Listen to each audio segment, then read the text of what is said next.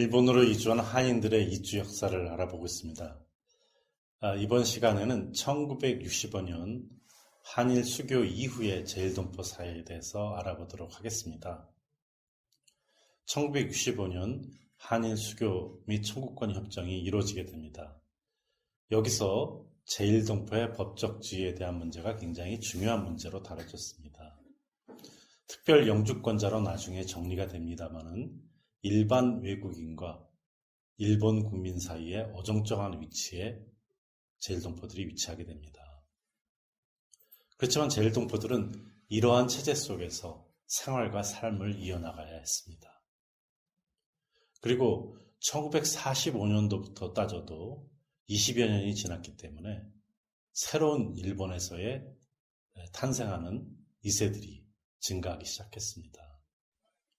그래서 이러한 속에서 제일동포 사회에 있어서는 민족 교육이라든지 권리 침해 이런 문제에 대해서 투쟁하는 시민운동이 나타났습니다.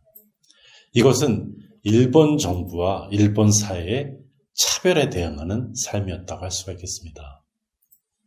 특히 남북한으로 분단된 한반도의 두 조국과 연관돼서 제일동포들의 삶이 이루어졌기 때문에 이 1965년 이후에 제일동포 사회에 있어서는 차별과 대립 그리고 일본 사회에 있어서의 적응이라고 하는 그러한 현상이 나타나게 됐습니다. 그럼 제일 먼저 일본 내의 차별에 대해서 알아보도록 하겠습니다. 특별 영주권자로서의 권리를 보면은 행정 서비스라든지 교육이라든지 여타 사회생활에 있어서는 사실상 법적 차별이 없는 것으로 되어 있습니다. 그런데 사실은 광범위한 차별이 이루어지고 있었습니다.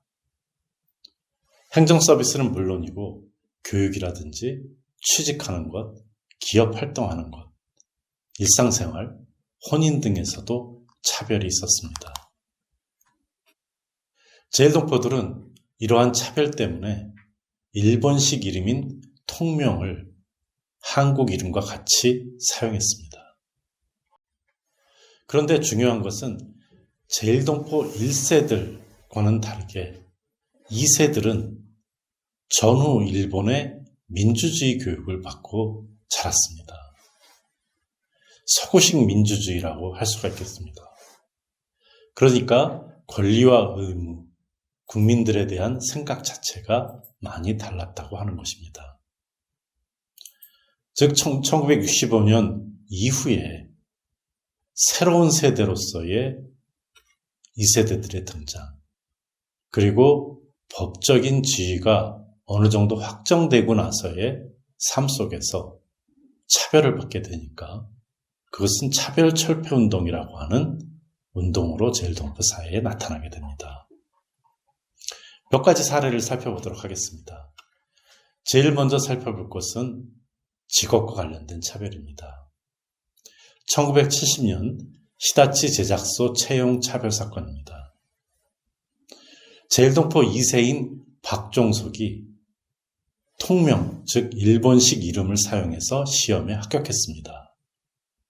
그런데 호적 등본을 요구를 한 것입니다.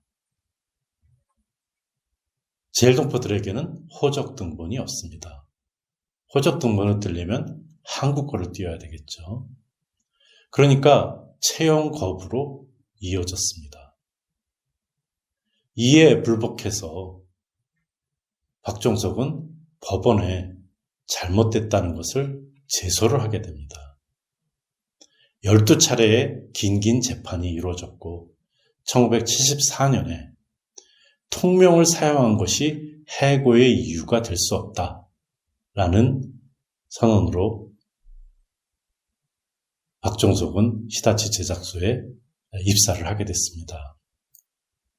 이 사건은 굉장히 중요한 의미를 가지고 있습니다. 제일동포들에 대한 차별이 굉장히 광범위하게 이루어지고 있다, 교묘하게 이루어지고 있다 하는 것을 보여줬습니다. 동시에 이렇게 통명을 사용할 수밖에 없는 제일동포들의 상황도 나타났습니다. 또한 법원의 제소를 통해서 일본 사회에 경종을 울린 하나의 사건으로 기록이 된 것입니다. 다른 또 중요한 사건은 김경득 변호사의 사법연수원 국적조항 철폐 운동입니다. 지금은 고인이 됐습니다마는 김경득 변호사는 1976년에 사법시험에 합격했습니다. 사법시험에 합격하면 사법연수생 교육을 받아야 됩니다. 그런 후에 변호사나 판사가 될 수가 있습니다. 그런데 사법연수생 조항에 일본 국적자 혹은 일본으로의 귀화가 조건이 돼 있었습니다. 그러니까 일본 국적을 취득해야 된다는 거죠. 이에 김경득 씨는 말이 안 된다고 하면서 청원서를 제출하게 됩니다. 그래서 일본 최고재판소는 결국 국적을 이유로 사법연수생을 받지 않은 것은 맞지 않다고 하는 판정을 내리게 돼서 김경득 씨는 변호사가 되게 됩니다. 후에 김경득 씨의 아드님도 변호사가 됐습니다. 그래서 이것은 제일동포 사회에 있어서 매우 중요한 사건입니다. 이렇게 변호사가 되신 분들이 제일동포의 권익보호를 위해서 나섰기 때문입니다. 즉 일본 내에 제도적인 변경을 법적으로 할 수 있는, 제도적으로 할 수 있는 기반을 마련했다는 점에서 이 김경득 변호사의 국적조항 철폐운동은 중요했다고 할 수가 있겠습니다. 또 다른 운동은 지문날인 반대운동입니다. 제일동포들은 외국인으로, 그렇지만 특별 영주권자입니다. 그러다 보니까 외국인 등록증을 받고 그것을 3년마다 갱신해야 됐습니다. 이 3년마다 갱신할 때마다 지문을 찍어야 했습니다. 지문을 찍는 것은 대부분 범죄자들에게 이루어진 일입니다. 14세 이상의 모든 제일동포들은 지문을 찍어야 됐고 위반하면은 벌금 등의 처벌을 받았을 뿐만 아니라 일본으로 다시 입국하는 것도 안 되고 체류하는 것도 안 되게 했습니다. 그러니까 제일동포들이 특히 2세 이후의 제일동포들은 이렇게 범죄자인 양 여겨지는 것에 대해서 반대 의사를 가지고 있었습니다. 1980년에 한종석이라는 분이 양심에 의한 지문날인 거부선언을 했습니다. 그리고 이 지문날인 거부선언은 민단과 함께 서명운동으로 이어졌습니다.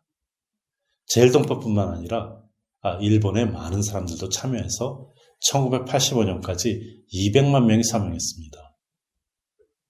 그 결과 좀 많이 늦었습니다만은 20년만 후인 2000년 4월에 지문날인 제도가 없어지게 됐습니다.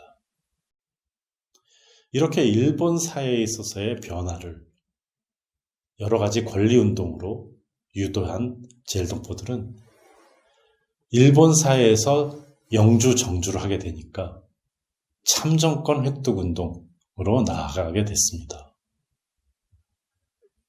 비록 외국인으로 특별 영주를 하고 있지만 일본에 세금을 내고 있습니다. 여러 의무를 수행하고 있습니다. 그런데 참정권, 즉 정치에 참여할 수 있는 권리를 받고 있지 못한 것입니다. 이것에 대해 지방 차원에서만이라도 참정권이 보장돼야 된다. 왜?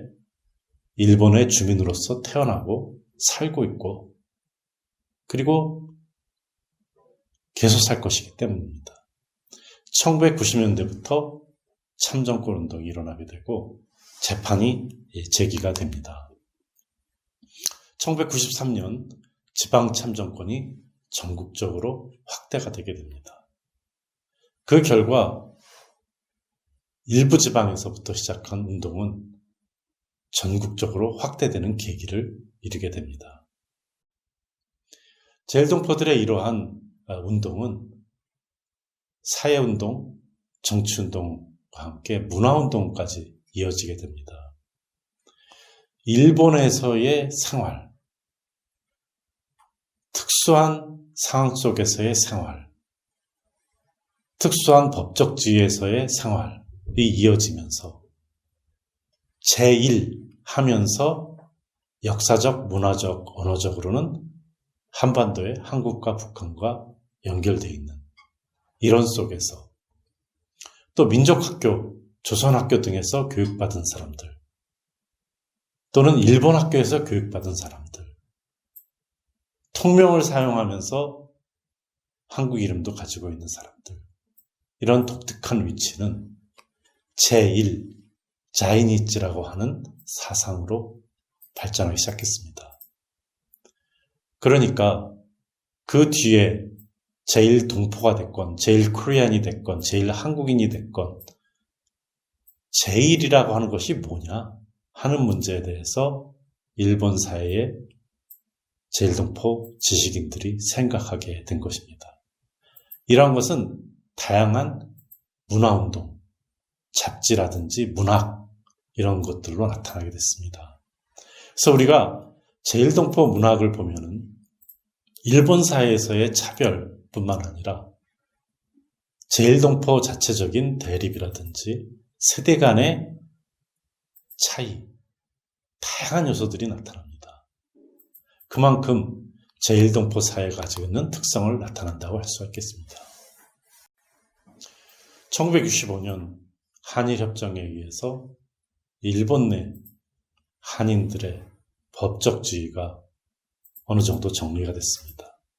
그렇지만은 많은 수의 제1동포들은 여전히 조선적을 유지하고 있게 됐습니다. 그 과정에서 일본 사회에 2세, 3세가 생기게 되면서 차별을 철폐하는 운동들이 다양하게 일어난 것입니다. 즉, 자이니치, 제1이 중시되면서 제1동포 사회만의 특징이 나타나게 되는 것이 70년대, 80년대, 90년대 상황이라고 할 수가 있겠습니다.